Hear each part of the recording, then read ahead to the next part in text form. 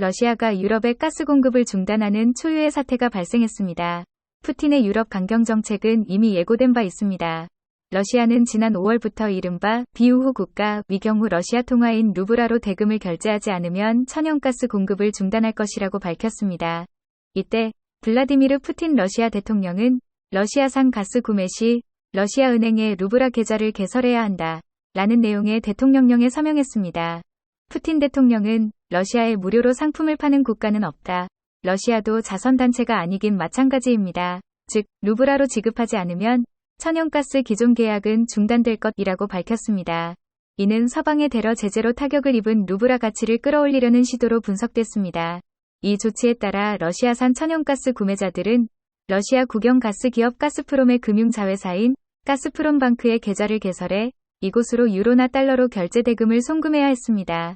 그 뒤 가스프롬방크가 받은 자금을 루블화로 환전해 가스 대금 결제가 루블화로 이뤄지게 하는 것이었습니다.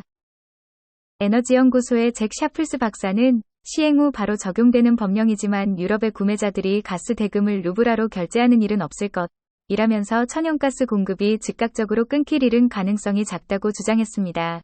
푸틴 대통령은 새롭게 도입한 결제 조건은 러시아의 주권을 강화하기 위함이며 서방 국가가 이를 따른다면 러시아 또한 계약 의무를 성실히 이행할 것이라고 설명했습니다.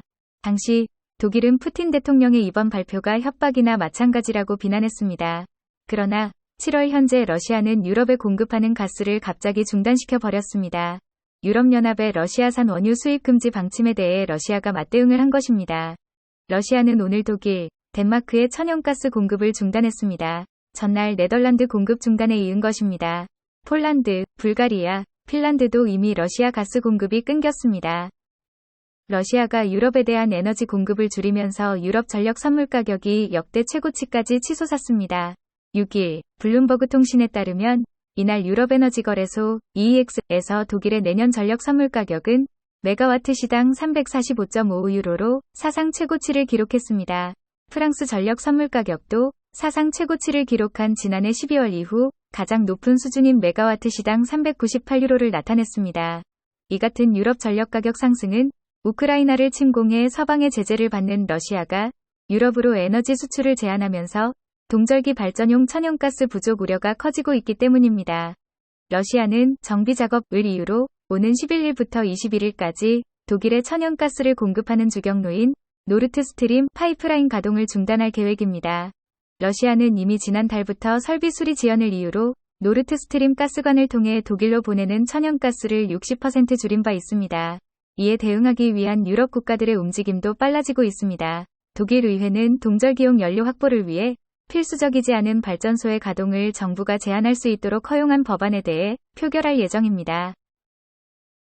8일에는 재정적으로 어려운 에너지 회사의 지분을 정부가 인수할 수 있도록 규정한 법안에 대해 표결하기로 했습니다.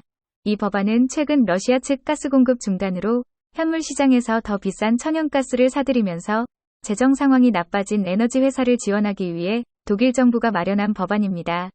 유럽 최대 에너지 회사 중 하나인 독일 유니퍼는 이 같은 상황 속에서 하루 약 3천만 유로씩의 손실을 내고 있는 것으로 전해졌습니다. 프랑스는 에너지 시장의 안정을 위해 원자력 발전소를 건설, 운영하는 전력공사의 국유화를 추진하고 있습니다. 엘리자베트 보른 프랑스 총리는 이날 하원연설에서 정부가 보유한 EDF 지분을 기존 84%에서 100%로 확대해 완전 국유화할 방침이라며 우크라이나 전쟁이 앞으로 초래할 어려움에 맞서 프랑스의 에너지 주권을 보장하기 위한 조처라고 밝혔습니다. EDF는 앞서 가뭄으로 원전 냉각수 확보가 힘든 상태라면서 하절기 일부 원전의 전력 생산이 감소할 수 있다고 밝힌 바 있습니다. 그러나 이러한 임시적 조치에도 불구하고 유럽의 에너지는 여전히 부족한 상황입니다. 유럽의 여러 국가들은 에너지 위기에 대안으로 한국의 도움을 요청하고 있습니다. 특히 세계 최고의 기술력을 보유하고 있는 원자력 발전에서 에너지 위기의 해답을 찾고 있습니다. 그렇다면 한국의 원자력 발전소 건설 및 운영 능력은 전 세계적으로 어느 정도 수준일까요? 이에 대해 정부 측은 세계 최고 수준의 안전성과 운영 능력을 갖고 있다고 설명하고 있습니다. 그동안 한국은 해외에 여러 차례 원자력 발전소를 수출했습니다. 지난 UAE 원전 수출 계약이 이를 증명하고 있습니다. 한국은 지난 1978년 고리 1호기 상업운전을 시작으로 현재는 고리, 월성, 영광, 울진 등 4개 지역에 총 20기의 원자력 발소를 운영하고 있습니다. 국내 원전 설비 용량은 총 1772만 kW로 전체 발전 설비의 24%를 점유하고 있습니다. 연간 전력 생산량은 국내 총 생산량의 36%를 차지하고 있습니다. 국내 원전은 지난 40년 동안 단 한 건의 사고도 없었습니다. 발전소 운영 능력을 나타내는 이용률은 93.4%로 세계 평균 79.4%보다 훨씬 높습니다. 우리나라는 원전 설계 코드, 원자로 냉각제 펌프, 원전 제어 계측 장치 등 핵심 기술을 포함한 95% 정도의 자립 기술을 보유하고 있습니다. 한국은 건설과 기자재에 있어서 세계 최대의 원전 공급국으로 여겨지고 있으며 다수 원전의 무사고 경험을 바탕으로 해외에서 수주 요청을 받고 있습니다. 또한 연료 저장과 운반 역량이 높게 평가되며 원전 수출에 있어서 팀 코리아의 수출 전담 조직을 운영하고 원전 수출협의회를 통해 원전 수출 지원 체계를 구축하고 있다는 강점이 있습니다. 가장 먼저 한국에 도움을 요청한 국가는 핀란드입니다. 유럽 원전 시장에서 핀란드는 중요한 국가로 평가받고 있습니다. 세계원자력협회에 따르면 핀란드는 현재 34% 수준인 원전 발전 비중을 60%까지 늘리겠다는 계획을 갖고 있습니다. 2035년까지 탄소 중립을 실현하기 위해서입니다. 핀란드는 이 과정에서 2029년 5월까지 석탄 발전을 전면 중단할 계획인데 기존 원전 수명 연장과 원전 추가 건설이 필요한 상황입니다. 이번 우크라이나 전쟁을 계기로 핀란드는 전력 수급 계획도 전면 재편해야 하는 상황입니다. 핀란드가 러시아의 우크라이나 침공 이후 나토 가입을 추진했는데 러시아에서 이에 대한 보복으로 지난달부터 핀란드로 향하는 전력 공급을 끊어버렸습니다. 작년 기준 핀란드는 전체 전력 사용량의 14%를 러시아에 의존하고 있습니다. 핀란드는 이웃 국가 스웨덴에서 전력을 수입해오겠다는 계획이지만 장기적으로 자체 전력 발전량을 늘릴 수밖에 없습니다. 여기에 핀란드는 지난달 러시아 국영원전 기업 로사톰과 맺은 1200메가와트 규모의 하니키비 1호기 건설 프로젝트 사업 계약도 종료시켰습니다. 이번 계약 종료를 두고 핀란드는 로사톰 측이 사업을 제대로 진행하지 못하고 있다는 이유를 내걸었으나 사실상 우크라이나 사태로 원전 시장에서 러시아가 퇴출되고 있다는 분석이 나오고 있습니다.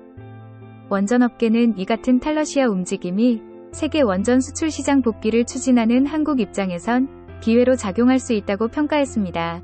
한국은 미국과 원전 동맹을 맺고 해외 원전 시장 공동 진출에 나서겠다는 계획입니다. 이에 앞서 한국전력과 한수원이 미국 원자력 발전 원천 기술 보유 기업인 웨스팅하우스와 해외 시장 진출을 위한 협력을 확대하기로 합의한 바 있습니다. 러시아의 가스 공급 중단 정책에 따라 유럽 국가들은 결국 한국의 원전 기술의 의존이 더욱 커질 수밖에 없습니다. 국제적 이슈의 중심에 서게 된 대한민국, 지금은 세계 속으로 한 걸음 더 나아가기 위한 방법을 모색해야 할 시점입니다.